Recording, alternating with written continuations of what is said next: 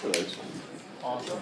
How's it feel to be finished with Gollum forever? Oh my God! I don't know if I am finished with Gollum forever. I don't know if he'll ever go away. Quite frankly, it is kind of weird because there was always the possibility of him coming back, and before the Hobbit. But I think I'm happy to have left him in a good place, which is buried underneath the Misty Mountains. I know you've been assisting on Peter Jackson's on the directing part. Do you think you are ready to make the next move and become a director for your? Yeah, absolutely. I mean, I was very fortunate. Peter knew that I wanted to direct for a long time and gave me some great opportunities. And I was the second unit director on The Hobbit, and we shot for 200 days, which is an enormous amount of shooting days. When you think that the average independent filmmaker would get to shoot their first movie and shoot maybe for 35 days, I think I probably shot the equivalent of 5 or 6 independent movies. So it was a real challenge on a huge scale. So I actually feel ready to take on anything, and in fact, as you may well know, I'm going to be helming Warner Brothers' version of Jungle Book. So that's So I'm really excited. Andy, you know what? It's time to talk about performance capture. Yes, As you know, your performance in Planet of the Apes, Zoe Saldana performance in Avatar, have been kind of snubbed by the Academy. And everybody's talking about one day we're going to have a category of Best Actor for actor performing into performance capture. What do you think about that? Well, in actual fact, I don't really think there should be a separate category, because when you think about performance capture, what is it? Performance capture is a technology, and it's just another bunch of cameras. It's 360-degree cameras and a head-mounted camera on your face. So for me, it's always been just another method of recording an actor's performance. I mean, we have 2D cameras and 3D cameras that film actors.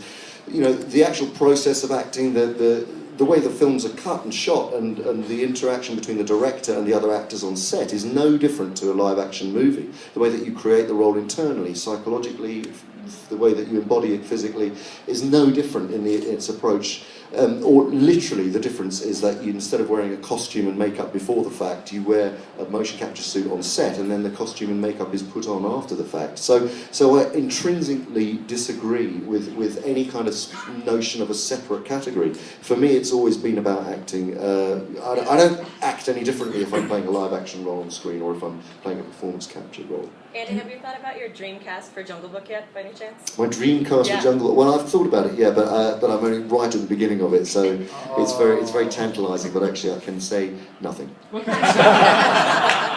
kind of skills are you taking from Lord of the Rings and applying to Jungle Book? It's a pretty big project. Well, so what kind of?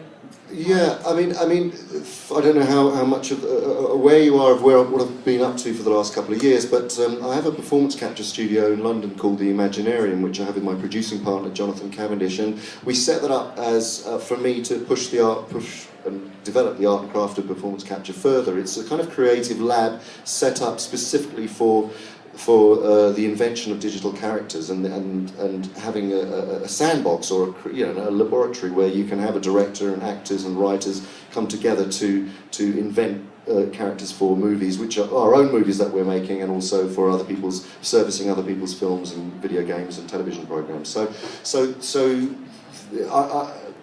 with that, there are several projects that our company is working on, one of which is Animal Farm, and George Orwell's Animal Farm, and we've been evolving the methodology for that for about the last year and a half whilst we develop the script.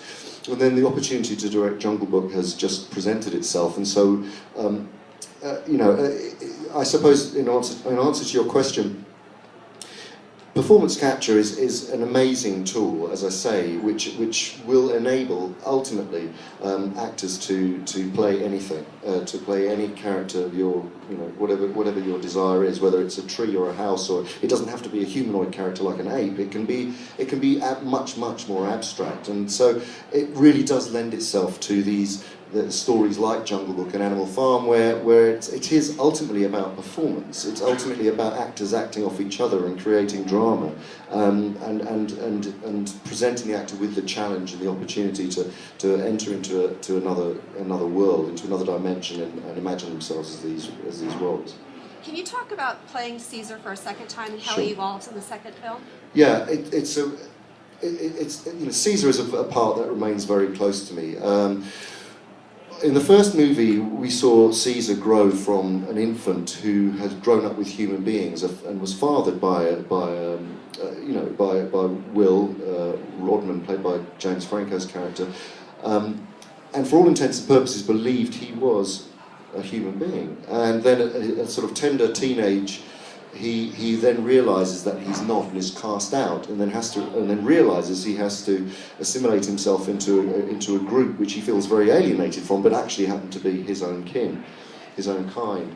And then the third act in the first movie is obviously him galvanizing those apes and leading them to freedom. In the second movie, which is brilliantly directed by Matt Reeves, it's a huge, epic canvas, and we move forward 10 years. And Caesar is now a leader. He is a statesman. He has created a community out of,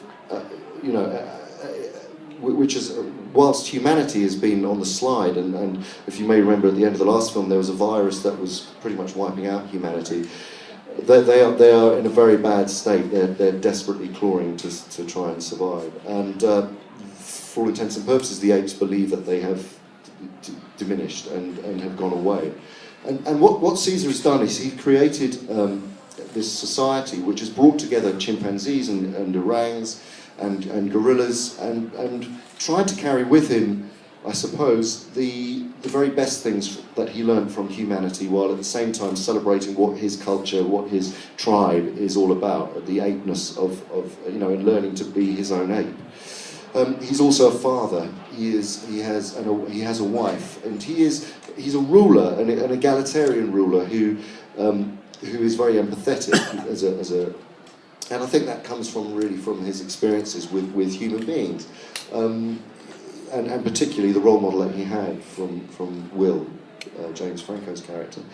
So really early on in the film, you believe you're going to watch a society, a birth of a society, and an early dawning of a society that is going well. That the state of the nation is good at the beginning, and then it is interrupted by the arrival of human beings, which throws Caesar into an inner turmoil and a trying to find a peaceful way of allowing both sides to coexist without causing destruction to either. Andy, you've been doing performance capture for many years, and it seems like it would be very physically taxing for you. You've also trained up a crew of people to also do it. Do you envisage a future quite soon when you'll stop? I'd like to think not. It is physically demanding, and I suppose moving more into directing is an extension of being able to train other people to do it. But actually, I don't intend to stop acting. That won't ever go away. It's very much part of my fabric and storytelling toolkit. So no, I don't think I'll stop. And also it keeps you fit. I hate going to the gym. Give me a difficult character to play that keeps you fit. But it is, what is wonderful is being able to pass on knowledge and being able to train up, and that's again part of the Imaginarium's ethos. We've started an academy and we have trained an ensemble of actors to work with us and enjoy all of the challenges and the possibilities of acting in the digital realm. So yeah. All right, guys. Thank you.